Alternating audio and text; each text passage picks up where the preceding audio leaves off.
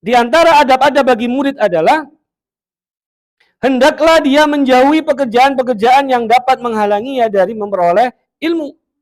Ya, kecuali pekerjaan yang harus diambil karena kebutuhan. Artinya apa? Ya pekerjaan itu hal-hal atau perbuatan yang bisa kemudian membuat dia terhalangi dari ilmu. Melekan, ya.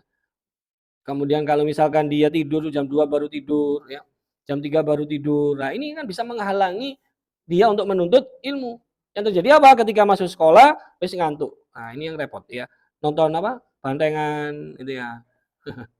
Bantengan sampai pendak isu ya. Di sekolah saya itu tahun kemarin mengembalikan ke orang tua itu 3 anak gara-gara bantengan. Sudah kita panggil anaknya, "Cik balik maneng." Balik dia ke sekolah, Pak, tapi tidur.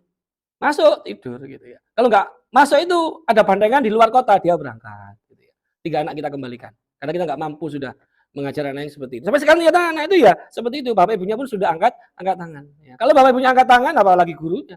Kan begitu ya. Maka ini sesuatu yang harus kita pahami bersama ya. Makanya saya ingat omongnya siapa? Oh ini Ustadz siapa yang ngisi di Kotija waktu itu? Tabligh Akbarnya PDM. Ustadz yang budaya itu loh, yang senenganin dalang itu loh, Pak. Ya Allah, lupa saya namanya. Yai Cepu. Ya. Kalau melarang bantengan, ojo mek dilarang tok katanya. Tapi buat satu aktivitas yang kemudian bisa menarik anak untuk meninggalkan bantengan. Di pengeng, kalau ojo bantengan, berangkat anak. Tapi kalau dia dikasih aktivitas lain yang minimal dia senangnya seperti ikut bantengan itu, ya maka anak itu bisa beralih. Itu cara untuk mengalihkan anak. Kalau dipenggak, nggak ada pengalihan aktivitas, sulit sudah. Tapi harus ada pengalihan aktivitas. Nah, makanya peran TPQ itu penting ya. Di masjid-masjid itu PPQ itu penting ya. Alhamdulillah di sini kalau saya melihat kemarin postingannya Ustaz Suga itu luar biasa ya di TPQ kita ini. Maka harus dipertahankan terus. Ya. Jadi anak-anak sering diajak nonton film, diajak jalan-jalan seperti apalah agar kemudian tidak ikut bandengan. Karena dampaknya memang luar biasa itu ya. Jamaah rahimakumullah. Kemudian ada pelajar berikutnya adalah apa? Hendaklah dia membersihkan beberapa penyakit dari hatinya. Agar hatinya menjadi baik untuk menerima. Hatinya baik untuk menghafal. Ya, dan dapat mendapatkan buah atau hikmah dari Al-Quran. Ya. Seperti mana sebagian Rasulullah, bahwa dalam tubuh kita ini ada sebuah daging ya. Di mana daging itu kalau baik semuanya, rusak semuanya, yaitu hati kita. Ya, maka hatinya itu harus selalu senantiasa bersih. Dengan cara apa? Ya, pertama senantiasa membaca Al-Quran. Ya, karena kan Al-Quran jadi syifa. Surat Al-Isra kan jelas ya mengatakan bahwa Al-Quran itu adalah syifa. Ibnu Katsir mengartikan, memberikan penafsiran syifa di sini itu adalah obat penawar untuk hati, membebaskan hati dari kemunafikan, ya, membebaskan hati dari hal-hal yang bisa merusak diri kita. Dan ternyata menurut penelitian dari beberapa ahli kesehatan, sakitnya fisik itu bisa jadi berangkat pula dari sakitnya hati kita. Ya, orang yang sering hatinya tidak sehat, ya, sering iri, sering hasut, sering dengki, gitu ya, maka berdampak kepada fisiknya. Maka untuk mengobati itu apa? Dengan Al-Quran. Nah, pelajar itu harus bisa membersihkan penyakit hatinya itu. Ya, niatnya harus senantiasa dibersihkan. Ya. Kemudian berikutnya, hendaklah murid atau pelajar itu bersikap tawaduk kepada gurunya. Ya, kepada gurunya itu tawaduk. Ya. Kemudian menerapkan etika saat bersama gurunya. Ya, meskipun guru itu lebih muda darinya. Ya. Kemudian seorang murid itu hendaknya patuh kepada gurunya, patuh ya, nurut. Bermusyawarah dengannya dalam memutuskan urusannya, menerima nasihatnya, ya. Jadi murid itu harus mau patuh pada guru, bermusyawarah, senang ngobrol dengan guru. Ya. Komunikasi itu penting, Bapak Ibu rahimakumullah. Bukan hanya di kelas, bukan hanya di sekolah. Saya itu di sekolah itu sering jadi tempat curhatnya anak-anak gitu ya. Saya akhirnya tahu latar belakang murid-murid saya itu seperti apa, karena mereka cerita. Ya. Sama dengan di rumah juga demikian, Bapak Ibu rahimakumullah. Ketika anak kita sudah di rumah, ya anak kita harus kita berikan waktu untuk kemudian dia bisa bercerita, ya, untuk berkomunikasi, ya, kemudian bermusyawarah, gitu ya. Kemudian kalau dinasehati, ya harus diterima. Kemudian berikutnya dijelaskan, hendaklah seorang murid tidak belajar ilmu kecuali dari guru yang kompeten di bidangnya, ya, tampak keagamanya, ya, kemudian nyata pengetahuannya. Nah, jadi nggak sembarangan cari ilmu, nggak sembarangan cari guru, ya. Hati-hati Bu, Pak, ya.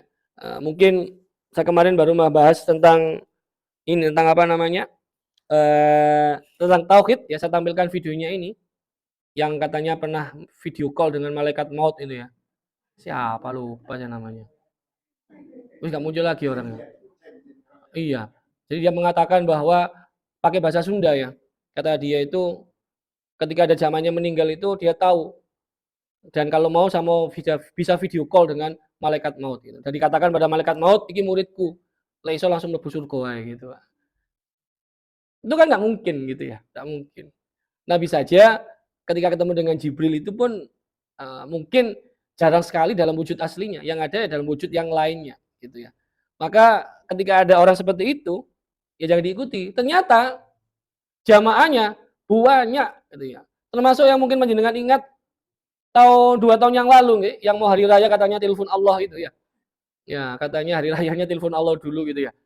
Itu ternyata juga banyak muridnya. Nah, kenapa bisa begitu ya? Karena enggak tahu ketidakketahuan dari orang sekitarnya. Nah, maka disampaikan dalam kitab ini, ketika akan belajar, murid itu harus betul-betul lihat gurunya seperti apa. Dan insya Allah para guru pun akan senantiasa meningkatkan kompetensi dirinya. Jamaah rahimakumullah. Kemudian disampaikan dalam kitab ini beberapa kisah gitu ya, beberapa cerita tentang ilmu tadi itu ya. Di sini diantaranya diceritakan ada orang yang mendatangi gurunya, kemudian bersedekah hartanya lalu berdoa, ya Allah semoga engkau menutupi aib guruku dari penglihatanku dan janganlah engkau menghilangkan keberkahan ilmunya dariku. Nah ini ya, ini adalah doa-doa ya. Dan banyak ceritanya. Ya. Kemudian saya lompat pada berikutnya, masih adab seorang pelajar.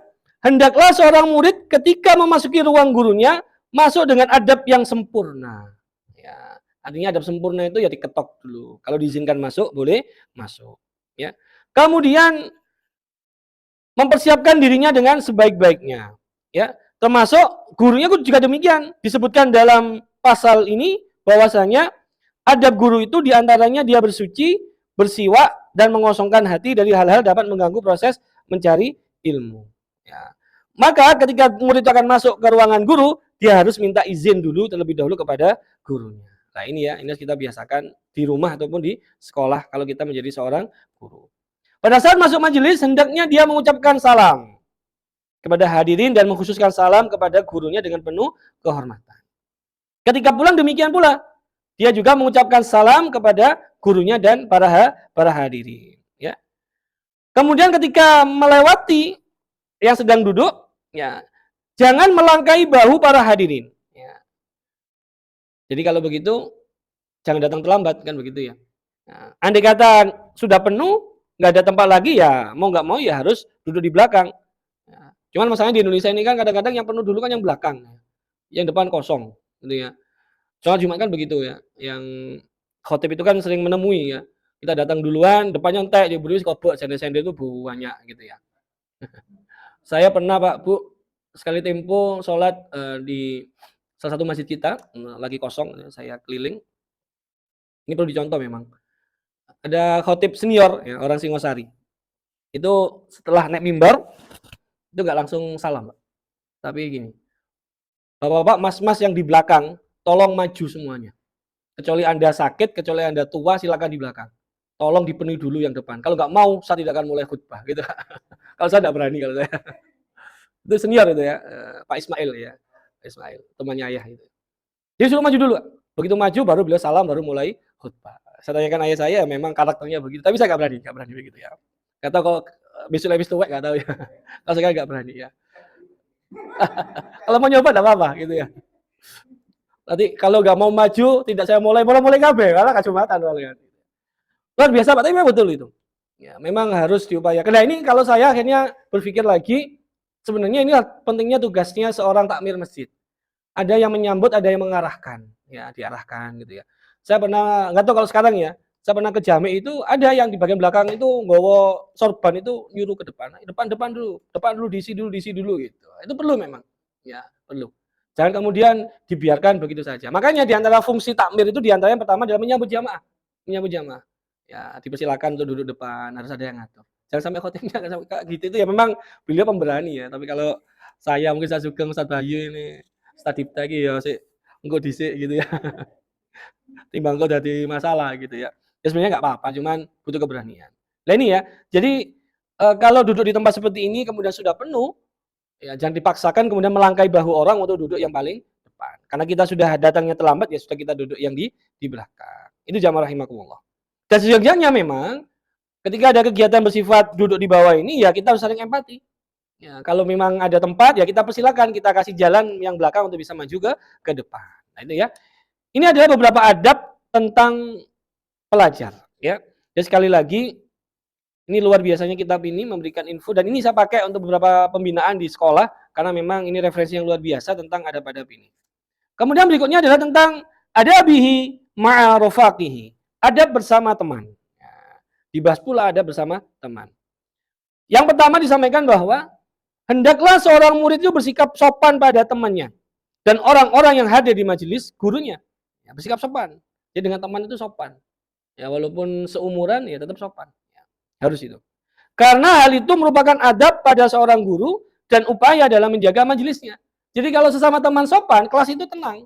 Tapi kalau sama teman tidak sopan, ilah-ilahan, kelas itu mesti berpotensi gaduh, rame dan lain sebagainya. Nah, ini yang dimaksud bahwa ketika sopan dengan teman itu, maka itu adalah adab kepada gurunya dan menjaga majelisnya. Ketika di hadapan guru, hendaknya dia duduk dengan etika seorang murid, bukan etika seorang pengajar. Ya, jadi kalau di hadapan guru, seorang teman itu, ya duduk sebagai murid. Ya, ya. Janganlah mengeraskan suara tanpa ada suatu keperluan. Nah, jadi kalau bengok-bengok, ya. Tanpa ada keperluan, ya kecuali sekolah ini lagi bangun, ngomong alon nggak kerungu, bengok-bengok lah itu baru boleh. Tapi selama normal, ya suaranya nggak boleh dikeraskan. Jangan pula tertawa terbahak-bahak serta banyak bicara. Nah, ini ya. Janganlah dia bermain-main dengan kedua tangan ataupun dengan anggota yang lainnya. Menoleh ke kanan, ke kiri tanpa ada keperluan. Namun hendaknya dia duduk memperhatikan perkataan sang guru seraya mendengarkannya secara seksama. Nah ini. Ya, ini adab bersama teman. Nah ini luar biasa ya. Ini kalau ada di sekolah kita Pak bisa terkondisikan. Wah, sekolah kita itu bisa punya murid yang berkarakter. Karena sekarang ini kan menjadikan karakter anak itu sesuatu yang tidak mudah. Tantangannya besar. Ya, tantangannya besar. Kemudian berikutnya adalah tentang adabihi ma'a saykhi. Ada bersama gurunya. Kalau tadi adab bersama teman, sekarang adab bersama guru. Ya, di antara adab bersama guru adalah hendaklah tidak belajar kepada guru dalam kondisi hati guru sedang sibuk dan jenuh. Nah, jadi kalau mau belajar, lihat juga kondisi gurunya. Kayak kelihatan gurunya wis ketok kusut, ya nggak ada wajah berseri-seri, ya diupayakan. Ya harusnya nggak boleh ya guru begitu. Tapi kalau ada kata ketemu seperti itu, ya berupayakan ya bagaimana belajarnya tidak sampai mengganggu suasana hatinya. Begitu pula dalam kondisi guru sedang tidak tenang, susah dan bahagia. Nah, ya jadi murid itu juga harus tahu kondisi gurunya ya. Seorang murid hendaknya benar-benar memanfaatkan waktu di mana guru tengah semangat dalam mengajar. Guru semangat, ya dimaksimalkan. Ya. Termasuk adab seorang murid adalah hendaklah dia bersabar atas ketegasan dan keburukan akhlak guru. Namanya guru itu manusia. Ya, kadang maunya baik tapi ditangkapnya keliru, gitu ya. Akhirnya terjadi apa? Ya banyak guru dilaporkan ke polisi, gitu ya. Sekarang Pak, kalau dulu nggak ada. Saya dulu ketika di sekolah MTS itu di Jalan Bandung, saya punya guru fisika itu kalau bawa buku fisika itu tebalnya sekian, tebel gitu. Oh gini ya. Kalau kemudian muridnya nggak ngarep PR, gablok begitu Pak. Lowak gitu. Termasuk saya ya. Maksud saya, pernah nggak ngarep PR, gablok gitu. Tapi nggak pernah di hati itu kemudian mangkel, nggak pernah. Walau sampai hari ini saya masih ingat kejadian itu, masih ingat nama beliau, tapi nggak pernah kemudian mangkel gitu ya. Bahkan orang tua waktu itu ya sangat mendukung gitu ya. Berbeda dengan kondisi sekarang.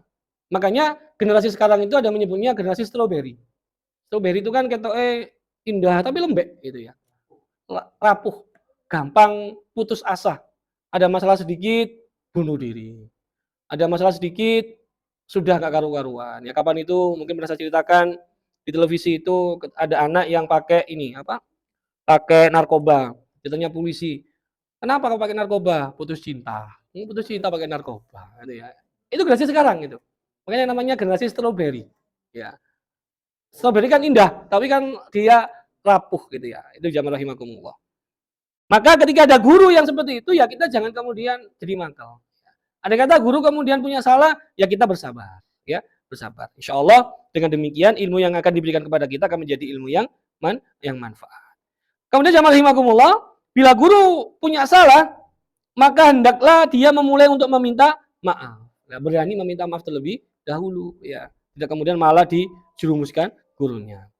Para ulama berkata, barang siapa tidak mampu bersabar menghadapi kehinaan dalam belajar, maka dia akan bodoh dalam sepanjang hidupnya. Dan barang siapa mampu bersabar, maka dia akan mendapat kemuliaan di dalam dunia dan akhirat. Ya, senada dengan nasihat ini adalah asar yang masyhur dari Ibnu Abbas. Beliau mengatakan, aku hina sebagai seorang pelajar dan aku menjadi mulia sebagai seorang guru. Maknanya apa tadi itu? Ya, harus bersabar ketika belajar. Maka ilmu itu akan menjadi ilmu yang manfaat. Itu jamaah rahimakumullah. Itu nggih kajian kita untuk bulan ini ya tentang tadi adab seorang pengajar, adab pelajar, kemudian bagaimana adab bersama teman gitu ya. Juga ada bersama guru dan tadi di awal kita awali dengan bagaimana tentang keikhlasan sebagai seorang muallim. Nah, maka hal-hal ini semoga yang kita jadi guru formal non formal untuk jadi guru untuk anak-anak kita bisa jadi pegangan kita bersama bahwa ada PR besar bagi kita bagaimana menyiapkan anak-anak kita menjadi generasi yang kuat. Ya, walaupun disebut dengan generasi stroberi biarlah, tapi anak kita jadi generasi kalau saya mengatakan itu generasi ini apa? Kedondong ya. Kedondong itu kan untuk dipecah cepet no lawang di sini kan dia kuat dia kedondong ya. Harus jadi generasi kedondong ya, punya karakter yang kuat, adab yang luar biasa. Insya Allah dengan demikian bisa menjadi anak yang soleh dan soleha dan insya Allah menjadi investasi bagi kita bersama. Saya kira itu yang bisa saya sampaikan, semoga ada manfaatnya. Kurang lebihnya mohon maaf. Wallahu a'lam bishawab. Hadanallahu wa yakum ajma'in. Kita akhiri dengan kafaratul majlis. Subhanakallahumma wa bihamdika asyhadu an la ilaha illa anta astaghfiruka wa atubu ilaik. Billahi fi sabilillah wa sabiqul khairat. Wassalamualaikum warahmatullahi wabarakatuh.